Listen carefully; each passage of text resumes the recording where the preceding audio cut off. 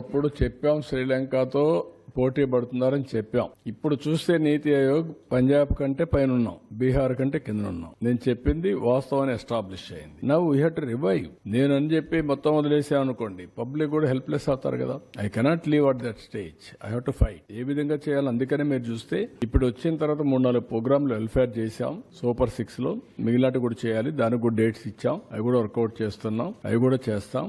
ఏ విధంగా తీసుకెళ్లాలో తీసుకెళ్లి మళ్ళా దీన్ని గట్టెక్కించి రాష్ట్రాన్ని గాడిలో పెడతాం. Will do it. అందుకే మమ్మల్ని నమ్మారు. 93% స్ట్రైక్ రేట్ ఇచ్చారంటే ఒక నమ్మకం, ఒక విశ్వాసం, ఒక ట్రస్ట్. ఆ ట్రస్ట్ ని బ్రీచ్ చేస్తే కరెక్ట్ కాదు. వాళ్ళ మారిగా బాధ్యత రాహిత్యంగా పనిచేయలేం, అట్లని చెప్పి ఇచ్చలవిడిగా చేయలేం. నేను అందుకనే ప్రజల్ని కాన్ఫిడెన్స్ తీసుకుంటున్నాను. I want to place everything before public. Time to time ఇస్తాను. నేను అన్ని చేస్తాను. చేసిన తర్వాత ఏది కూడా సంపద సృష్టించినా, ఆదాయాన్ని పెంచినా, ఆదాయం ఎవరికి చెందుతుంది? It is a public. What all I create wealth, it is a public property. అందుకనే ఇవన్నీ చేసి వాళ్ళకు కూడా గవర్నమెంట్ లో డబ్బులు సంపద సృష్టించడమే కాదు, రైట్ టైంలో వాళ్ళకు కూడా వెసులుబాటు రావాలి. లేదు నేను సంపద సృష్టిస్తున్నాను తర్వాత ఇస్తాను, మీరు మాత్రం సఫర్ కండి అంటే సఫర్ అవడానికి సిద్ధంగా లేరు. ఒక మిస్ గవర్నెన్స్, ఒక కరప్ట్ గవర్నెన్స్ చేసినప్పుడు దాన్ని కరెక్ట్ చేసి మళ్ళీ నేను ఏ విధంగా ట్రాక్ లో పెట్టాను, ట్రాక్ లో పెట్టడమే కాకుండా వాళ్ళ ఇబ్బందులు కూడా అధిగమించే విధంగా I have to plan it.